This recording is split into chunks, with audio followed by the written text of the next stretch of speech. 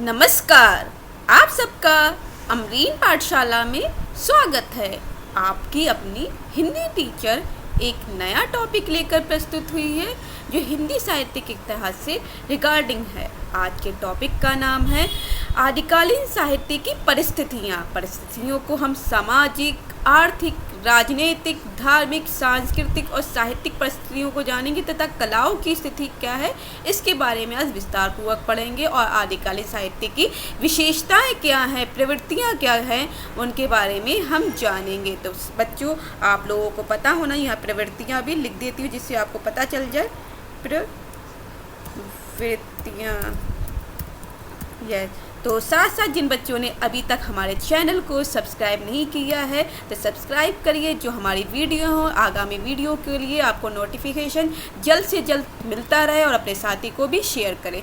ये क्लास जो बच्चे TGT, PGT, net, JRF, DSSB और अन्य कई परीक्षाओं की तैयारी कर रहे हैं उनके लिए महत्वपूर्ण है। BA MA में भी आपके ये कोर्स लगा हुआ है हिंदी साहित्य का इतिहास, उसमें आपके लिए प्रश्न बनते हैं, एग्जाम में भी आते हैं। आदिकालीन साहित्य की परिस्थितियाँ, आदिकालीन साहित्य की विशेषताएं, उनको विस्तार पूर्वक यहाँ से पढ़कर आप अच्छे नोट्स बना सकते हैं और इसे एग्जाम में आप लिख सकते हैं। ये अलग अंदाज में, सबसे अलग अंदाज में आपको समझाया जाएगा। यह अमरीन मैम के द्वारा है।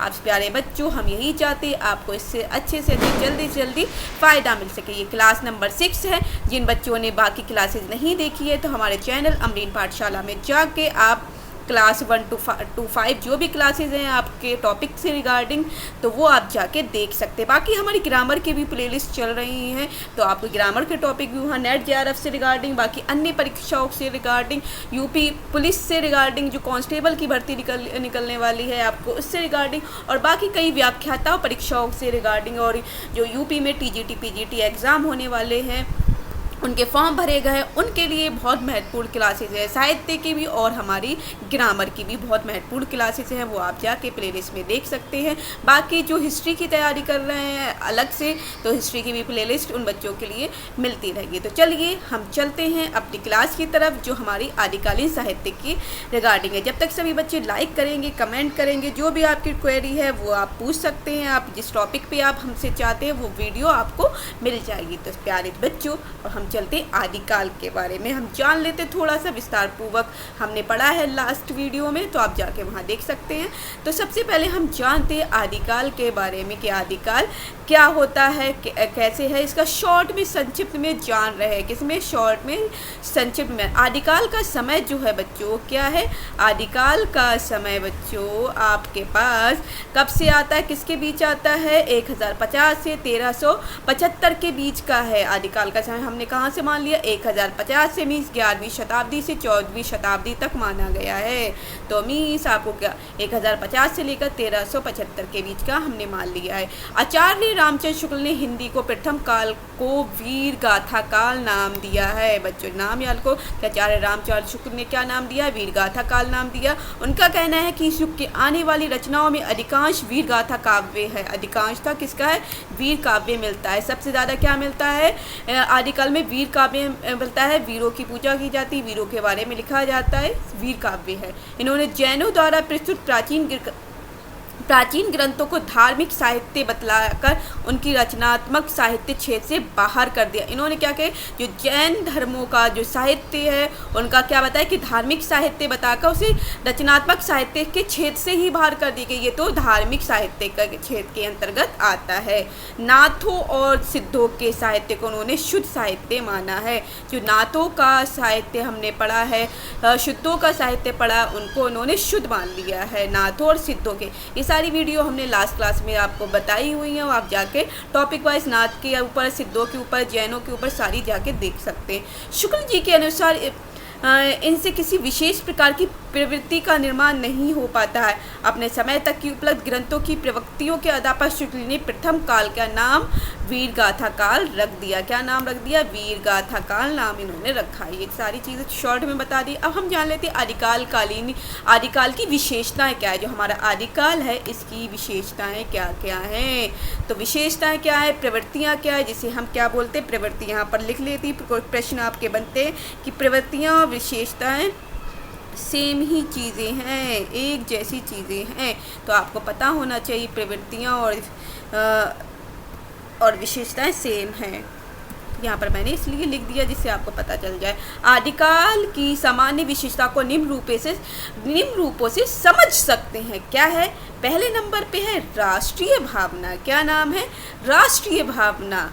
दूसरे नंबर पे है ऐतिहासिकता का अभाव। तीसरे नंबर पे जनजीवन के चित्रण का अभाव। डिंगल भाषा है, प्राकृतिक चित्रण है, राष्ट्र शब्द का प्रयोग है, युद्ध वर्ड में सजीवता है, प्रमाणिकता में संकोच है, अनेक छंदों का प्रयोग है, वीर एवं श्रृंगार रस है, आश्रयदाताओं की प्रशंसा, अलंकारों का समावेश, प्रबंध एवं मुक्त दोनों प्रकार की रचना। ये 13 प्रकार की विशेषताएं हम इससे डीपली जाकर विस्तार पूर्वक पढ़ेंगे जो सारी हैं, तो आपको पता चलेगा ये विशेषताएं हैं। आदिकाल की सामान्य विशेषताएं जो हैं वो हमने जान ली हैं, 11 हैं, और इनको डीपली 1 बाय 1 करके पढ़ते हैं। सबसे पहले हम पढ़ रहे हैं राष्ट्रीय भावना। क्या पढ़ रहे हैं? राष्ट्रीय भावना के बारे में हम पढ़ रहे हैं। किसके?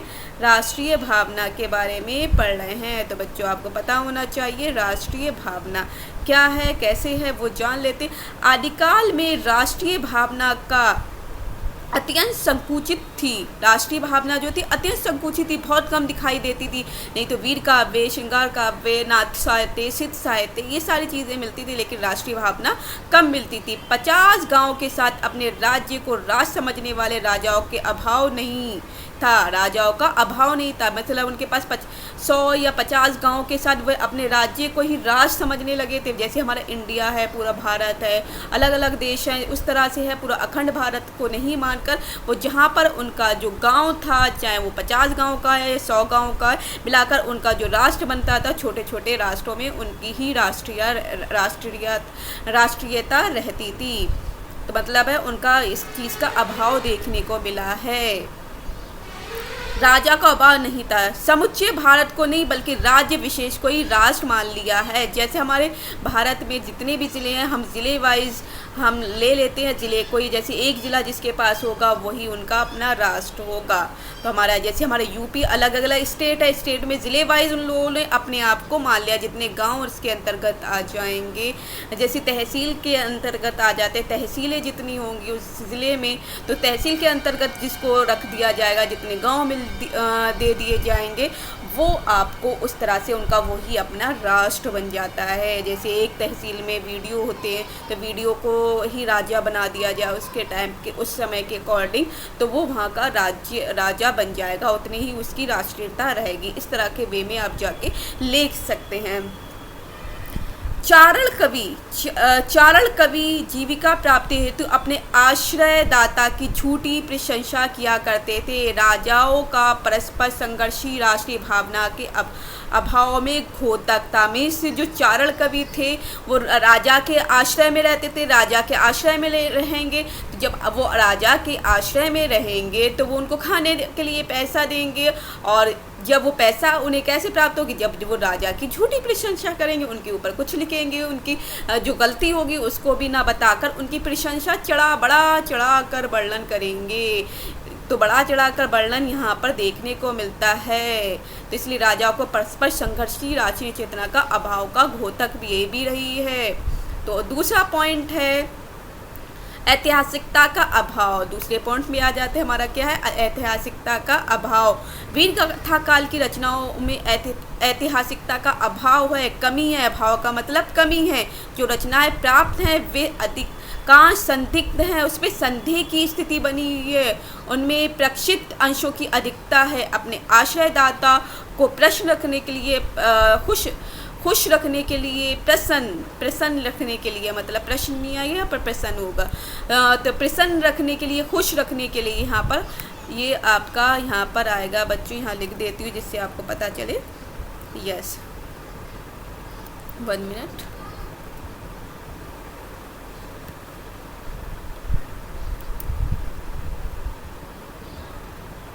अपने आश्रयदाताओं को खुश करने के लिए, यहाँ पर सिंपल से ऐसे लिख लो, खुश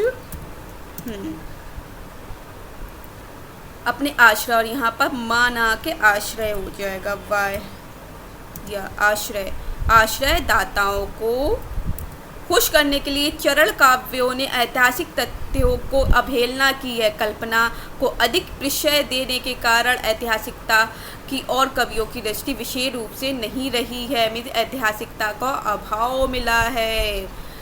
ठीक है, ये आपको पता चला। अगला पॉइंट है जनजीवन का के चरित्र का अभाव। जनजीवन के चरित्र कैसा था, चित्रित कैसा था, चित्रण कैसा था जनजीवन का, वो जाल।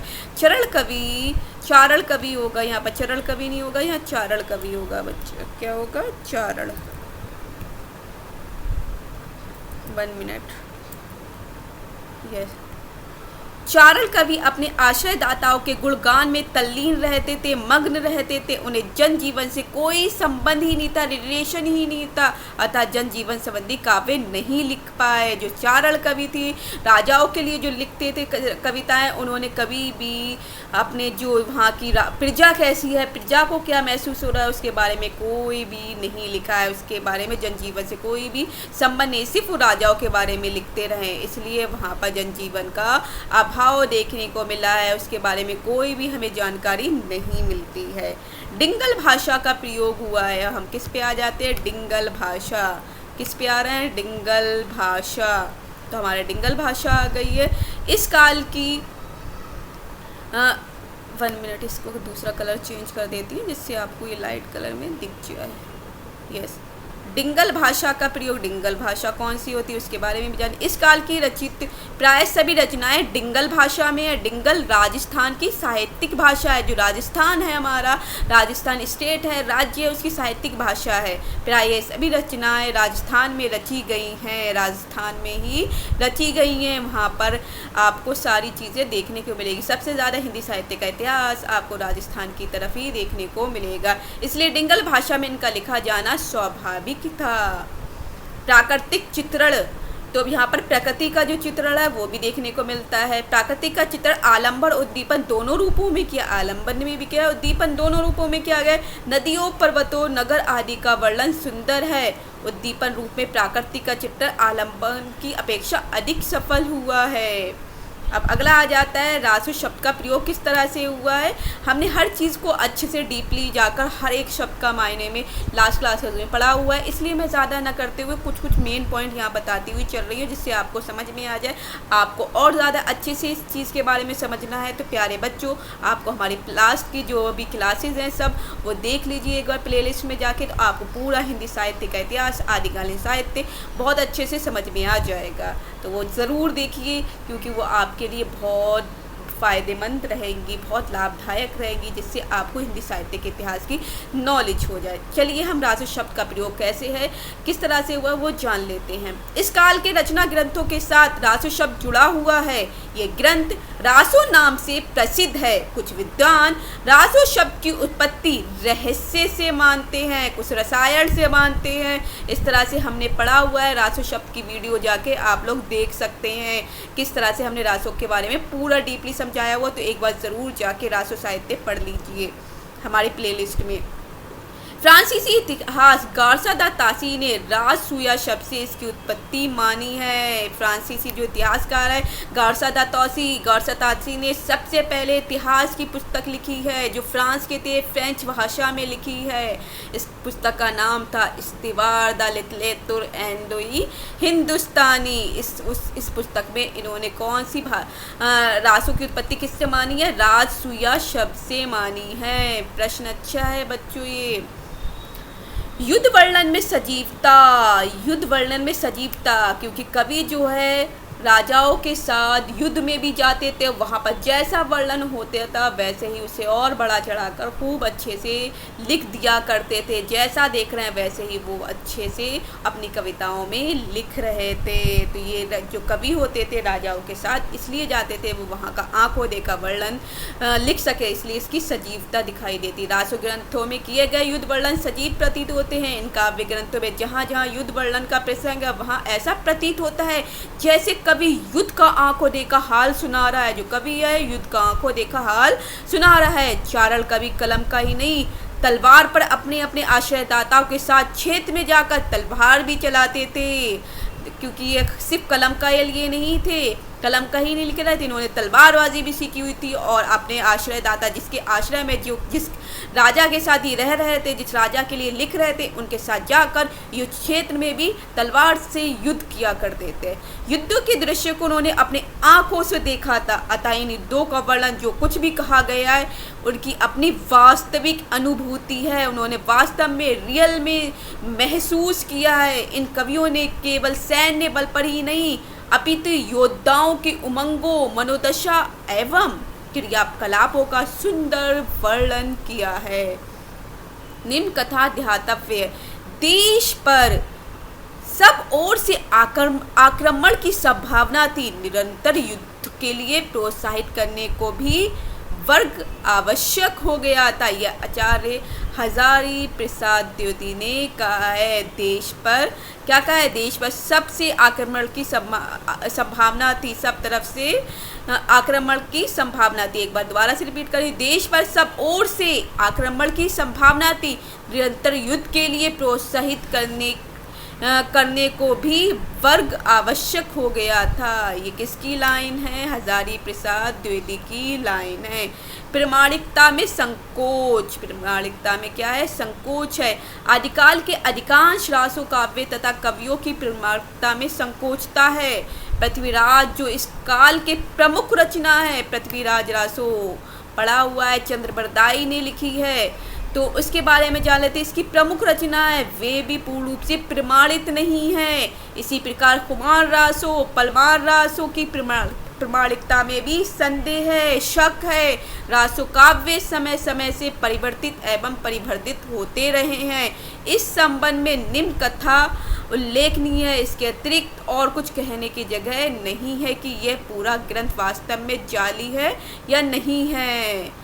ये किसका कथन है? आचार्य रामचंद्र शुक्ल का। इन्होंने बोला है, ये पूरा जो कथन है आप लोग देख रहे हैं यहाँ से आदिकालीन से लेकर और यहाँ तक, ये किसका कथन है? आचार्य रामचंद्र शुक्ल का है कि आदिकाल के अधिकांश रासो काव्य तथा कवियों की प्रामाणिकता में संकोचता है। पृथ्वीराज जो इस काल के प्रमुख रचना है वे भी पूर्ण रूप से प्रमाणित नहीं है। इसी प्रकार कुमार रासो, पलमार रासो की प्रामाणिकता में भी संदेह है।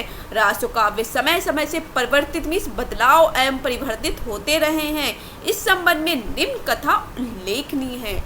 इसके अतिरिक्त और कुछ कहने की जगह नहीं है कि ये पूरा ग्रंथ वास्तव में जाली है या नहीं है। आचार्य रामचंद्र शुक्ल ने कहा था। और ये पूरी जो लाइन बोली थी युद्ध का सजीव वर्णन, ये पूरा यहाँ से यहाँ तक ये आचार्य रामचंद्र हजारी प्रसाद द्विवेदी का था। युद्ध में वर्णन का यहाँ पर भी आपको लेखक के नाम मिल रहे हैं, वो आप देख सकते हैं। युद्ध वर्णन में सजीवता, रासो ग्रंथों के किए गए युद्ध वर्णन में सजीव जो है यह आचार्य हजारी प्रसाद द्विवेदी की लाइनें थी। और यह आचार्य रामचंद्र शुक्ल की प्रामाणिकता में संकोच वाली लाइनें हैं। बच्चे आप लोग यहाँ से वीडियो स्टॉप कर करके अपने नोट्स बना सकते हैं। अनेक छंदों का प्रयोग, अब इसमें देख लेते हैं। रासो ग्रंथ में छंदों की विविधता परिलक्षित थी, मतलब छंदों पर भी विचार किया गया था। कई तरह के छंदों का प्रयोग किया गया था। छंदों की यह विविधता ही हिंदी के ना तो परिवर्ती साहित्य में मिलती है ना पूर्ववर्ती बाद के साहित्य में मिलती है, ना इससे पहले वाले साहित्य में देखने को मिलती है। मतलब छंद यहाँ पर ज़्यादा प्रयोग किए गए, छंदों का प्रयोग बहुत ज़्यादा किया गया है। पृथ्वीराज रासों में अनेक शब्दों का प्रयोग हुआ है, यथा अनेक शब्दों का नहीं, अनेक छंदों का। यहाँ पर शब्द नहीं आएंगे बच्चों, क्या आएगा? छंदों, अनेक छंदों यहाँ पर लिख दे रही हैं जिससे आपको पता चल जाए। अनेक छंदों का प्रयोग हुआ है, यथा जैसे दोहा, गाथा, तोमर। तोमथ नहीं होगा यहाँ पर, तोमर होगा। क्या होगा? तोमर बच्चों, तोमर है। तो दोहा, गाथा, तोमर, रोला, उल्लाला, कुंडलिया आदि। यह छंद परिवर्तन, मात्रा, कलात्मक क्या चमत्कार प्रदर्शन के लिए न होकर भाव प्रकाशन के लिए किया गया। पलमार रासो, कुमार रासो तथा अन्य रचनाओं में भी छंदों का वैविध्य देखा जा सकता है। तो आपको पता चल गए अनेक छंदों का प्रयोग हुआ। कौन कौन से हो गए? दोहा, गाथा, तोमर, रोला, उल्लाला, कुंडलिया आदि छंदों का प्रयोग हुआ। इस तरह से एक दो लाइन में भी आप करके अपने जो बच्चे BA MA में हैं वो इस तरह से लिख सकते हैं। बाकी आपको डीपली करना है, इस तरह से आप पढ़ सकते हैं, आपको पता चल रहा है। आप हमारी क्लासेस देखेंगे तो और अच्छे से आप इसको अपने शब्दों में भी बना कर लिख सकते हैं। वीर एवं श्रृंगार रस, अब यहाँ पर वीर रस भी मिल रहा है और श्रृंगार रस भी। तो देखते हैं, आदिकाल में वीर एवं श्रृंगार रस के अलावा सभी रस का प्रयोग हुआ है। आदिकाल में वीर एवं श्रृंगार रस के अलावा सभी रस का प्रयोग, वीर रस नहीं मिलता, वीर एवं श्रृंगार रस के अलावा मतलब सभी रस का प्रयोग कैसा, वीर रस और श्रृंगार रस तो खूब देखने को मिला है, लेकिन इसके अलावा भी कुछ और रसों का भी प्रयोग देखने को मिला है। युद्ध का वर्णन होने से वीर रस की योजना मिलती है, वीर रस के बारे में पता चलता है, इनमें अनायास ही हो गई है। वीरों के मनोभाव एवं अदम्य उत्साह का जैसा हृदय ग्राही वर्णन रासो काव्य में किया गया है, वीर रस काव्य है वो, वैसा अन्यत्र दुर्लभ है, वैसा कहीं और देखने को नहीं मिला है। पृथ्वीराज रासों में ऐसे अनेक मर्म स्पर्श स्थल है जहाँ वीर रस का पूर्ण परिपाक हुआ है। उस शौर्य प्रदर्शन के लिए तथा सुंदर राजकुमारियों से विवाह करने के निमित्त लड़े हैं, मतलब कुछ सुंदर राजकुमारियों के लिए भी लड़े हैं। राजाओं की जो राजकुमारियां सुंदर होती थी उनको प्राप्त करने के लिए भी युद्ध हुए हैं। तो वीरताएं दिखाकर युद्ध करके राजकुमारियों के साथ विवाह करके चले गए हैं। इस कारण श्रृंगार रस के भावपूर्ण वर्णन को समावेश भी इन काव्य ग्रंथों में हो गया है। राजकुमारियों की सौंदर्य अतिशयोक्तिपूर्ण वर्णन नासिक परिपाटी पर किया गया है। कौन सी परिपाटी पर किया है? नासिक परिपाटी पर किया गया। वीर गाथात्मक इस काल की प्रधान प्रवृत्ति है, अधिकांश राक्षसों काव्य के अंतर्गत मिलती है। ये सारी जो बात कही है किसने कही है? विश्वनाथ त्रिपाठी ने की है। किसने की है? विश्वनाथ त्रिपाठी का ये वाक्य है। तो आपको प्रमाणिक तौर पर हम नाम भी बताते जा रहे हैं बच्चों, किस किसने क्या क्या कहा है। अगला है आश्रयदाताओं की प्रशंसा। रासो ग्रंथों के रचयिता चरण कहे जाते थे और अपने आश्रयदाता राजाओं की प्रशंसा में काव्य रचना करना अपना परम कर्तव्य मानते थे। अपने चरित्र नायक की श्रेष्ठता प्रतिपक्षी राजा की हीनता वर्णन अतिशयोक्ति में करना इन चारणों की प्रमुख विशेषता थी। दरबारी कवि होने के कारण इनके कवियों ने आश्रयदाता शौर्य यश वैभव काल्पनिक एवं अतिशयोक्तिपूर्ण वर्णन किया है। पृथ्वीराज रासो एवं कुमार रासो इस कोटि की प्रशंसापरक रचनाएं हैं जिनमें कवि ने अपने चरित्र नायक राम कृष्ण युधिष्ठिर अर्जुन और हरिश्चंद्र से भी श्रेष्ठ बताते हैं। प्रत्येक दृष्टि से उनकी महत्ता प्रतिपादित है कि निम्न कथा उल्लेखनीय है। उस समय तो जो भार या चारण किसी राजा के पराक्रम विजय आदि का चित्रण करता था वही सम्मान पा जाता था। ये कौन पूरा कथन कह रहा है? ये सारा कथन जो कह रहे हैं आचार्य रामचंद्र शुक्ल बता रहे हैं कि जो कभी राजा के आश्रम में रहता था वो राजा को अपना नायक बताता था। राम कृष्ण युधिष्ठिर अर्जुन और हरिश्चंद्र से भी ऊंचा करके बता रहे थे और उनका उल्लेखनीय वर्णन कर रहे थे, और जो राजा के इस तरह से वर्णन करता था वही सम्मान पाता था। ये आचार्य रामचंद्र शुक्ल ने कहा है। अलंकारों का समावेश भी देखने को मिला है। आदिकाल में अलंकारों का समावेश हुआ, अलंकार भी देखने को मिले हैं। चारल कवियों ने अपने काव्य में अलंकारों का सहारा लिया है। उपमा रूपक उत्प्रेक्षा जैसा हृदयग्राही चित्रण इन काव्य प्रांतों में मिलता है, वैसा अत्यंत दुर्लभ है, वैसा और कहीं देखने को नहीं मिलता है। सुंदर चित्रण में उत्प्रेक्षाओं से काम लिया गया है। यद्यपि रासों की विशाल ग्रंथ में प्रायः सभी अलंकार खोजने से प्राप्त हो जाते, तथापि अनुप्रास वक्रोक्ति यामक श्लेष यामक नहीं यमक अलंकार होगा, यहाँ पर कौन सा है? यामक नहीं होता है, यमक, कहीं कहीं टाइपिंग मिस्टेक हो जाती है। यमक श्लेष उपमा रूपक उत्प्रेक्षा और अतिशयोक्ति जैसे अलंकारों की प्रधानता रही है। इस संदर्भ में उल्लेखनीय है कोई भी अलंकार ऐसा नहीं जो उसमें ना फपता, कोई भी छंद ऐसा नहीं है उसके साथ ना देता हो। ये सारा बात किसने कही है? राम गोपाल शर्मा दिनेश ने कही है। किसने कही है? राम गोपाल शर्मा दिनेश ने कही है। सारे अलंकारों का प्रयोग यहाँ देखने को मिल रहा है, और कोई भी छंद अच्छा नहीं होता जिसमें ये सारी चीज़ें फपती ना हो, उसके साथ जा नहीं रही हो। ये सारी बात हो गई है। अब हम कर लेते हैं 13वें वाले में। प्रबंध एवं मुक्तक दोनों प्रकार की रचनाएं हैं। प्रबंध एवं मुक्तक, मुक्तक काव्य और प्रबंध काव्य दोनों देखने को मिलता है। इस काल में जहां एक और पृथ्वीराज रासो जैसे प्रबंध काव्य की रचना हुई है, वहीं दूसरी ओर संदेश रासक जैसे मुक्तक गीतों की भी रचना हुई है। इस प्रकार आदिकाल के प्रबंध एवं मुक्तक दोनों प्रकार की रचनाएं देखने को मिलती हैं। संदेश रासक और आपको पता ही है अब्दुल रहमान की है। संदेश रासक और पृथ्वीराज रासो जो है वो आपको खुद से ही अच्छे से पता है, हमने सारी चीज़ें करी हुई है। पृथ्वीराज रासो आपको याद रहना चाहिए। यस, इस प्रकार निष्कर्ष अब हम निकाल लेते हैं, देख लेते हैं निष्कर्ष। ये वाला प्रश्न जो होता है आदिकाल की विशेषताएं यहाँ पर हमारी खत्म हो जाएगी। इस प्रकार आदिकालीन काव्य अपनी विशेषताओं के कारण महत्वपूर्ण है। कहते हैं कि दृष्टि से आदिकालीन साहित्य में एक साथ कई परंपरा का उदय दिखाई देता है। अब रन और संस्कृति रचना में इनमें से कुछ परंपरा का स्रोत अवश्य है, किंतु उनकी शक्ति और गंभीरता हिंदी की अपनी देन है। समाज के विभिन्न स्थितियों पर दृष्टिपात करके सहज जीवन के मार्ग सुलझाने से लेकर हर योग की साधना तक आदिकाल में मुक्तक काव्य का जो विस्तार हुआ है, निश्चय ही उसका पर्याय ऐतिहासिक महत्व है। वीरगाथा काल का विषय प्रधान रूप से राजाओं का यशोगान था। आदिकाल के कवियों ने उपयुक्त विषय को ध्यान में रखते हुए अपनी रचनाएं की हैं। वीरगाथा कालीन रचनाओं के महत्व साहित्यिक सौंदर्य की दृष्टि से बहुत नहीं है, इनका महत्व विशेष रूप से भाव विकास के अध्ययन की दृष्टि से है।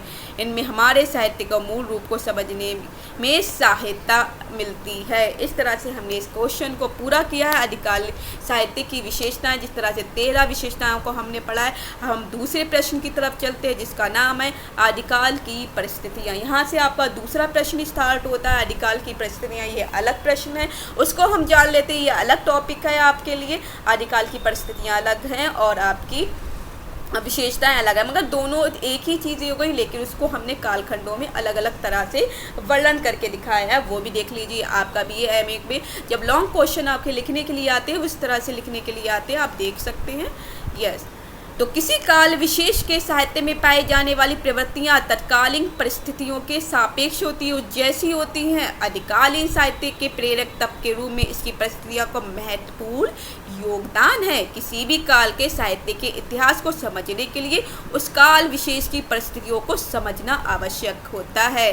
बात यह है कि हमें किसी काल के बारे में जानना हो तो उसकी परिस्थितियों को जानना हमें सबसे ज़्यादा योग्य समझा, आवश्यक समझा जाना चाहते हैं। उसकी धार्मिक स्थिति कैसी थी, राजनीतिक स्थिति कैसी थी, आर्थिक स्थिति कैसी थी, इन सब का हमें पता होना चाहिए। आदिकालीन साहित्य की जो प्रमुख विशेषता है वे तदयुगीन परिस्थितियों से विकसित हुई हैं। इस काल की परिस्थितियों का आकलन निम्न शीर्षकों के अंतर्गत हम कर सकते हैं। कौन कौन से शीर्षक हैं?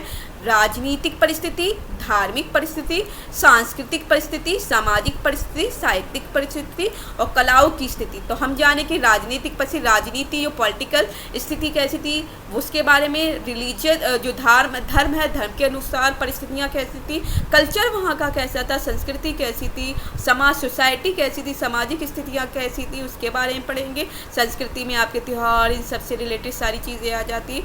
और फिर साहित्यिक मतलब वहाँ का साहित्य लिखा गया है तो किस टाइप का साहित्य था, किस तरह का साहित्य लिखा जा रहा था, वो सारी चीज़ें हम देखेंगे। कलाओं की स्थिति क्या थी, ये 6 टॉपिक के ऊपर हम पढ़ेंगे। सबसे पहला टॉपिक है आदिकाल की राजनीतिक परिस्थिति। हम किसके बारे में जान रहे हैं? आदिकाल की राजनीतिक परिस्थिति के बारे में जान रहे हैं कि राजनीतिक दशा जो थी वो किस तरह की थी, ये जान लेते हैं। 1 मिनट। यस, अब हम जानते हैं राजनीतिक दृष्टि से यह युद्ध और अशांति का काल था। युद्ध और अशांति, यहाँ युद्ध ही होते रहते हैं, शांति नहीं रहती थी। जब युद्ध होंगे तो अशांति का काल ही कहा जाएगा। तो राजनीतिक दृष्टि से यह युद्ध और अशांति का काल था। सम्राट हर्षवर्धन की मृत्यु के बाद उत्तर भारत खंड राज्यों में विभाजित हो गया। तो जब हर्षवर्धन की मृत्यु हो गई उसके बाद जो हमारा भारत था, जो भारत खंड, उत्तर भारत जो था, उत्तर भारत का होता है ईस्ट वेस्ट साउथ, तो दक्षिण हो गया, तो उत्तर क्या हो गया? नॉर्थ इंडिया जो है खंड अनेक राज्यों में बट गया था। चौहान और चंदेल वंश के राजपूत राजाओं ने अपने अपने स्वतंत्र राज्य स्थापित कर लिए थे। उन्होंने अपने अपने स्वतंत्र, उन्होंने कहा कि हमारा जहाँ पर हमारी प्रजा है उतना ही हमारा अपना राज्य है, ये हमारा फ्रीडम है, किसी का इस पर अधिकार नहीं होगा। तो ये बात हो गई थी। राजपूत राजा निरंतर युद्ध की आग में जलते जलते अतः शक्ति क्षीण हो गए थे, मतलब हमेशा ही युद्ध के लिए गुस्सा करते रहते थे, युद्ध के लिए तैयार रहते थे, किसी न किसी बात पे युद्ध किया करते थे और विदेशी आक्रांताओं का डटकर मुकाबला करने की स्थिति में नहीं थे। मतलब जब वो अपने ही राज्य, मतलब अपनी सीमा की, जहाँ तक उनकी सीमा है 50 या 100 गांव की, वहाँ तक के लिए थे, उसके बाद की सीमाओं को वो चाहते थे कि हमें मिल जाओ, उस राजा से ही युद्ध कर रहे थे, मतलब अपने ही देश में अपने ही राजा से युद्ध कर रहे थे। लेकिन जो विदेशी आक्रमण होने वाले थे, विदेशी ताकतें आ गई थी हमारे देश में, उसका डटकर मुकाबला नहीं कर सकते थे, क्योंकि उनमें इतनी हिम्मत नहीं थी, इतनी उनके पास पैसा नहीं था, इतना उनके पास जनता नहीं थी, इतनी सिपाही नहीं थे। अगर यही राजा एक होकर एक अखंड भारत बना लेते तब इनके पास वो डटकर मुकाबला करने की स्थिति में आ जाते। अब आगे जान लेते हैं। भारत के उत्तर पश्चिमी सीमा पर विदेशी आक्रमणों का भय बराबर बना रहता। जो भारत इंडिया के उत्तर पश्चिमी सीमा थी, उत्तर हमारा पता चल गया नॉर्थ और पश्चिम वेस्ट, नॉर्थ वेस्ट वाली जो सीमा हो गई, नॉर्थ आपको पता है ना, तो नॉर्थ और वेस्ट वाली जो सीमा है उस पर विदेशी आक्रमणों का भय बना रहता था। 10वीं शताब्दी के समय महमूद गजनबी, हमने बहुत नाम सुना है, आप लोगों ने भी सुना है। तो 10वीं शताब्दी में सभी महमूद गजनबी ने और 12वीं शताब्दी में मोहम्मद गौरी ने, महमूद गजनबी और मोहम्मद गौरी ने भारत को पदाक्रांत किया था। जनता विदेशी आक्रमण से त्रस्त थी, साथ ही साथ युद्धगामी देशी राजाओं के अत्याचारों से भी सहन करने की विवश थी। धीरे धीरे समस्त हिंदी प्रदेश में स्थित राज्यों दिल्ली, कन्नौज, अजमेर आदि पर मुसलमानों का अधिकार हो गया। तो दिल्ली पर भी हो गया, कन्नौज में भी हो गया, अजमेर में भी हो गया। दिल्ली आपको पता है हमारे भारत देश की राजधानी है। कन्नौज आपके यूपी के साइड पड़ जाता है, आपके कानपुर लखनऊ है उस साइड, आपको फरखाबाद से आगे पड़ेगा। अजमेर आपका राजस्थान में है। आदि पर मुसलमानों का अधिकार हो गया। इस कारण का समस्त हिंदी साहित्यिक आक्रमण और युद्ध प्रभावों की मन स्थिति से का प्रतिफल है। ये वाक्य किसने बोला है पूरा? तो ये सारी बातें किसने बोली? डॉक्टर राम गोपाल शर्मा दिनेश ने बोली है पूरी, राम गोपाल शर्मा दिनेश ने। अब आगे जान लेते हैं आदिकाल की धार्मिक परिस्थितियाँ कैसी थी। 3 संप्रदायों में का प्रभाव मिलता है। 3 संप्रदाय आ जाते हैं आदिकाल की धार्मिक, सिद्ध संप्रदाय, नाथ संप्रदाय और जैन संप्रदाय। तो सिद्ध, नाथ और जैनियों को देखा जाता है। तो सिद्ध साहित्य के बारे में पहले पढ़ेंगे, नाथ और जैन हमने ये तीनों ही आपको एक वीडियो में बना के दिया हुआ है, तो आप हमारी प्लेलिस्ट में आपके इसे डीपली जाकर पढ़ सकते हैं। अब हम इसके आगे पढ़ते हैं। इस काल में वैदिक और पौराणिक धर्म के विभिन्न रूपों के साथ जैन और बौद्ध धर्म भी अपने वास्तविक आदर्शों से हट गए।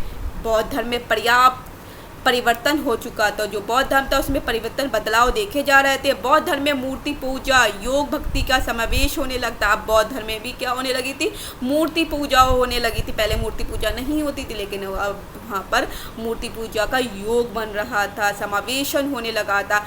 कालानंतर में तंत्र मंत्र, जादू टोने, मांस, मदिरा आदि ने स्थान पा लिया था। किसने स्थान पा लिया था? तंत्र मंत्र, जादू टोना, मांस मदिरा, मांस खाना, मदिरा पीना, जादू टोना करना, तंत्र करना, इन सब ने स्थान पा लिया था। धर्म के वास्तविक आदर्शों के स्थान पर इस काल में खत्म हो चुके थे। जो वास्तविक आदर्श थे, धर्म के वास्तविक आदर्श थे, वो सारे खत्म हो चुके थे। उसकी जगह पे तंत्र मंत्र, जादू टोना, मांस मदिरा आदि का स्थान हो गया था। आपको पता है ये सारी चीज़ें विद्यमान हो गई थी। लोग आश्चर्य, वीरता, चमत्कार प्रदर्शन एवं भोग विलास को विशेष महत्व देते थे। अब किस में थे? चमत्कार क्या हो रहा है? भोग विलास में जा रहे हैं, भोग विलास की तरफ कर रहे हैं, अपने ऐशो आराम की तरफ जा रहे हैं। उन्हें जो हमारा राज्य उससे कोई मतलब नहीं है, सिर्फ अपने भोग विलास के बारे में सोच रहे हैं। चमत्कार दर्शन क्या हो रहा है? तंत्र मंत्र, जादू टोना आदि में मुक्त हो गए थे। सिद्ध संप्रदाय ने वर्ग को शिक्षित अशिक्षित जनता पर अपना प्रभाव छोड़ने के लिए तंत्र मंत्र, जादू टोना एवं चमत्कार प्रदर्शन द्वारा अशिक्षित जनता पर अपना प्रभाव जमा रहे थे। जो सिख संप्रदाय थे, सिख संप्रदाय के जो लोग थे वो क्या कर रहे थे, जो हमारे देश की अशिक्षित अनएजुकेटेड जो हमारी जनता थी, लोग थे, उन पर किस तरह से अपना प्रभाव इफेक्ट बना रहे थे, प्रभाव छोड़ रहे थे। तंत्र मंत्र करके, जादू टोना करके, अपने चमत्कार दिखाकर लोग भोली मासूम जनता को अपने शिकंजे में फंसाकर कि उससे कुछ ना कुछ बातें बनवा कर उनसे पैसा ऐंठ रहे थे और उनमें अपने क्या कर रहे थे, पैसा ले रहे थे और तंत्र पर जादू टोना और चमत्कार दिखाकर उन्हें अपनी तरफ कर रहे थे। इस काल में विभिन्न धर्मों के मूल रूप से लुप्त हो चले थे और हम उनमें अंधविश्वास का समावेश हो गया था। क्या आ गया था? अंधविश्वास का भाव आ गया था। हिमालय के पाक देश के प्रचलित नाथ पूजा बौद्ध धर्म को प्रभावित करके वज्रयान, यहाँ पर वज्रयान आएगा, वज्रयान शाखा के नाम से परिचित हो गई थी। ये कथन किसका है? हजारी प्रसाद द्विवेदी का है। तो बच्चों आपको पता चल गया ये कितने 3 संप्रदायों में पता था, सिद्ध संप्रदाय, नाथ संप्रदाय और जैन संप्रदाय। इसको अच्छे से और डीपली जानने के लिए आपको हमारी वीडियो देखनी है, हमारी प्लेलिस्ट में जाके देख सकते हैं। हमने इसके बारे में बता दिया। परिस्थितियों में थोड़ा थोड़ा इस तरह से आप लिखकर अपने लैंग्वेज में लिख सकते हैं। आदिकाल की सांस्कृतिक परिस्थितियाँ कहती थी, वहाँ पर सांस्कृतिक जो कल्चर है वो कैसा था उसके बारे में बता देते हैं। सम्राट हर्षवर्धन के समय भारत सांस्कृतिक दृष्टि से अपने शिखर पर हिंदू धर्म एवं संस्कृति राष्ट्रव्यापी एकता का आधार था, किंतु कालांतर में मुस्लिम आक्रमणियों के आगमन से भारत धीरे धीरे मुस्लिम संस्कृति से प्रभावित होता गया। कि बाद में क्या हुआ, जब मुसलमानों का मुस्लिम संस्कृति का प्रभाव आने लगे, वहाँ पर मुस्लिम का आना जाना होने लगा, तो धीरे धीरे मुस्लिम संस्कृति में प्रभावित होने लगा। पहले हिंदू धर्म की संस्कृति थी, फिर मुस्लिम धर्म की संस्कृति के साथ प्रभावित होने। इसका पूरा फ़ायदा मुस्लिम संस्कृति के लोग उठाने लगे और वे भारतीय संस्कृति के मूल केंद्रों जैसे मंदिरों, मठों एवं विद्यालयों को नष्ट करने का प्रयास किया। मुस्लिम संस्कृति का प्रभाव आदिकाल के हिंदू संस्कृति के अनेक क्षेत्रों में पड़ने लगा था। यह कहना असंगत न होगा कि आदिकालीन भारतीय संस्कृति परंपरा से विच्छिन्न होकर मुस्लिम संस्कृति के गहरे प्रभाव को स्वीकार करती जा रही थी। हाथी कान में भारतीय संस्कृति का जो रूप मिलता है वह परंपरागत गौरव विच्छिन्न तथा मुस्लिम संस्कृति के गहरे प्रभाव से निर्मित था। ये कथन राम गोपाल शर्मा दिनेश का था। अब आदिकालीन समाज की परिस्थितियां जान लेते हैं। जिस युग में धर्म और राजनीति की दशा दीनहीन हो, उसमें उच्च सामाजिकता की आशा नहीं की जा सकती। जनता शासन तथा धर्म दोनों ओर से निराश्रित होती जा रही थी। सामान्य जनता अशिक्षित थी, जो सामान्य जनता थी अनएजुकेट थी, अनपढ़ थी, अशिक्षित थी, पढ़ी लिखी नहीं थी। जो साधु सन्यासी शापों और दानों की ओर दृष्टि लगाए रहते थे। समाज में स्त्रियों के प्रति पूज्य भाव नहीं था। स्त्रियों की दशा भी अच्छी नहीं थी। वे मात्र योग्य बनकर रह गई थी, माता की योग्य बनकर रह गई थी। सती प्रथा भी इस काल का एक भयंकर कोण था। सबसे पहले सती प्रथा हुआ करती थी, जिसका पति मर जाता था, उसकी चिता के साथ उसकी पत्नी को भी जला दिया जाता था। इसलिए यहाँ पर सती प्रथा देखने को मिल रही थी। क्या मिल रही थी? सती प्रथा। तत्कालीन भारत में स्वयंवर प्रथा भी थी। तत्कालीन भारत में क्या थी? उस समय के भारत में स्वयंवर प्रथा भी थी, जो पराया युद्ध के कारण बन जाती थी। स्वयंवर प्रथा भी थी जो पराया युद्ध का कारण बन जाती थी। सुंदर राजकुमारियों से बलपूर्वक विवाह करने के लिए राजपूतों से युद्ध छिड़ जाना एक सामान्य बात हो गई थी। कि सुंदर जिसकी भी राजकुमारी है शादी विवाह करना चाहते थे, उसके लिए युद्ध करना यह सामान्य बात हो गई थी। राजा और सामंत अंतर्मुखी रंगरलियों में व्यस्त रहते थे। अंतर्मुखी रंगरलियों में क्या रहते थे? व्यस्त रहते थे। पूजा पाठ तंत्रमत और जब तक करके लोग महामारी एवं युद्धों के कष्टों में डालना चाहते थे, युद्ध के संकटों में डालना चाहते थे। वर्ण व्यवस्था के प्रति लोगों का सम्मान नहीं रह गया था। जो वर्ण व्यवस्था थी उसके प्रति लोगों का सम्मान नहीं था, रिस्पेक्ट नहीं थी। अब साहित्यिक परिस्थिति देख लेते हैं बच्चों, देखते हैं क्या है। आदिकाल की साहित्य रचना 3 धाराएं बह रही थी। पहली है परंपरागत संस्कृत साहित्य की रचना। यहाँ पर संस्कृत साहित्य की रचना परंपरागत तौर पर कैसे हुई? प्राकृत अपभ्रंश भाषा साहित्य का सृजन जैन कवियाँ कर रहे थे। कौन से कवि कर रहे? जैन कवि किसका कर रहे थे? प्राकृत भाषा अपभ्रंश भाषा साहित्य का सृजन कर रहे थे, निर्माण कर रहे थे, उसमें अपने कविताएं लिख रहे थे। हिंदी में लिखे जाने वाले साहित्य मिलते हैं। ये सारी इंपॉर्टेंट चीज़ें, 3 पॉइंट ज़्यादा इंपॉर्टेंट है बच्चों, इसको ध्यान रखना। परंपरागत संस्कृत साहित्य की रचना हो रही थी, संस्कृत में जिस तरह से रचनाएं की जा रही थी तो वो हो रही थी। प्राकृत अपभ्रंश भाषा साहित्य का सृजन जैन कवियों कर रहे थे। हिंदी में लिखे जाने वाले साहित्य मिल रहे थे। इस काल में संस्कृत साहित्य के अंतर्गत पुराणों एवं स्मृतियों पर टीकाएं लिखी गई थी। ज्योतिष एवं काव्यशास्त्र पर अनेक मौलिक ग्रंथों की रचना की गई। आनंदवर्धन, मम्मट एवं श्री हर्ष जैसी प्रतिमाएं इस युग की देन हैं। स्वयंभू, पुष्पदंत, धनपाल, हेमचंद जैसे जैन कवियों ने भी जो साहित्य प्रस्तुत किया है वे अपनी मौलिकता एवं साहित्य के कारण उच्च कोटि का है। चरण कवियों की सामयिक आवश्यकता पर बल देते हुए कहा गया कि उस समय तो जो भट्ट या चारण किसी राजा का पराक्रम विजय की व्याख्या करता था वही सम्मान पाता था। ये किसने लिखा था? आचार्य रामचंद्र शुक्ल ने। आदिकाल में कलाओं की स्थिति क्या थी? कलाएं जो थी उसकी क्या स्थिति, उसके बारे में हम पढ़ लेते। इस काल में हिंदुओं की स्थापत्य कला धार्मिक भावनाओं में ओतप्रोत थी तथा अत्यंत उच्च कोटि की थी। संपूर्ण भारत में अनेक मंदिरों का निर्माण आदिकाल में ही हुआ था। आबू का जैन मंदिर, जो आबू का जैन मंदिर, पुरी का भुवनेश्वर, कांची आदि के मंदिर इस काल की देन है। हिंदू संगीत, कला, वस्तु, आयुर्वेद एवं गणित का प्रभाव मुस्लिम संस्कृति पर पड़ने लगा। संगीत, चित्र, मूर्ति, स्थापत्य आदि कलाओं का जातीय गौरव की भावना अभिव्यक्त हो रही थी। जहाँ तक मूर्ति कला का प्रश्न है, मुस्लिम शासक मूर्ति पूजा के विरोधी थे। आदिकाल के आरंभ तक निर्मित अधिकांश मूर्तियाँ धर्म से प्रभावित थी। इस्लामी शासन की स्थापना से मूर्ति कला को धक्का लगा। चित्रकला के क्षेत्र में जो थोड़ा बहुत कार्य हुआ है उस पर भी मुस्लिम प्रभाव पाया जाता है। इस संबंध में उल्लेखनीय है वे कला के अत्यंत उच्च सोपान पर आरोहण कर चुके हैं। हमारे लोग जब उन्हें देखते हैं तो आश्चर्यचकित रह जाते हैं। अलबरूनी लिखते हैं जो हिंदू, तो वे का मतलब है हिंदू कला के अत्यंत उच्च सोपान पर आरोहण कर चुके थे। हमारे लोग जो है मुसलमान जब उन्हें कहाँ देखते, जब उनको देखते हैं मंदिरों को, उन्हें देखते हैं मंदिरों को देखते तो आश्चर्यचकित रह जाते हैं। किस तरह की यहाँ की कलाएं थी, मंदिरों को किस तरह से इतना बनाया गया था, इतने अच्छे से बनाया गया था, ये उल्लेखनीय कार्य था। अब यहाँ पर निष्कर्ष निकाल लेते हैं। निष्कर्ष क्या निकलता है?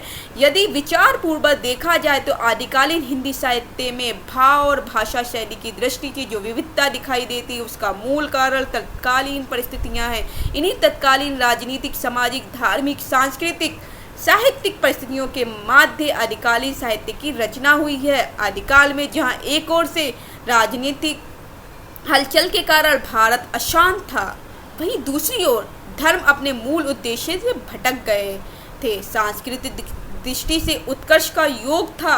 साहित्य में अनेक वीरगाथात्मक रचनाएं सामने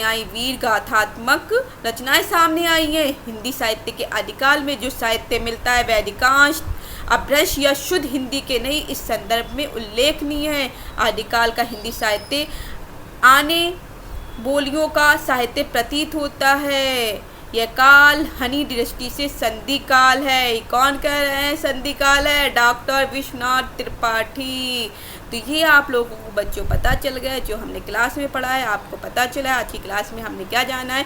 आदिकाल की साहित्यिक परिस्थितियाँ कैसी थी, कौन कौन सी परिस्थितियाँ हैं? सामाजिक परिस्थिति, आर्थिक परिस्थिति, राजनीतिक, धार्मिक, सांस्कृतिक, साहित्यिक परिस्थिति तथा कलाओं की स्थिति कैसी है, इन सब के बारे में अभी हमने पढ़ा है। और आदिकालीन साहित्य की क्या विशेषताएं, प्रवृत्तियाँ हैं, वो 13 प्रवृत्तियाँ हमने आप लोगों को पढ़ाई है। तो आपको पता चल गया किस तरह से हमने अलग अंदाज में इस चीज़ को पढ़ा है। ये कक्षा सभी बच्चों के लिए बहुत उपयोगी थी। जिन बच्चों ने अभी तक सब्सक्राइब नहीं किया तो सब्सक्राइब करें प्यारे बच्चों, जिससे आगामी कक्षाएं कोई न कोई नोटिफिकेशन आपको मिल जाए, जैसे ही वीडियो पड़े आपको मिल जाए। बाकी चीज़ें आप जाकर क्लास प्लेलिस्ट में देख सकते हैं, आपके अकॉर्डिंग जो आपको चाहिए वो आपको सारी वीडियो अवेलेबल होती जाएंगी। जो अभी नहीं हुई है, जो टॉपिक आपको चाहिए वो हमें कमेंट बॉक्स में बता सकते हैं, जिस पे हम आपके लिए वो प्रिपेयर करके आपके लिए वीडियो ला सकें। तो सभी बच्चों को धन्यवाद। आप लोगों का दिन मंगलमय रहे, खुश रहे, आबाद रहे, जहाँ रहे स्वस्थ रहें और अपने टारगेट और गोल्स अचीव करते रहे और बुलंदियों पर पहुँचते रहे। यही हमारे दिल से आप लोगों के लिए दुआएं हैं।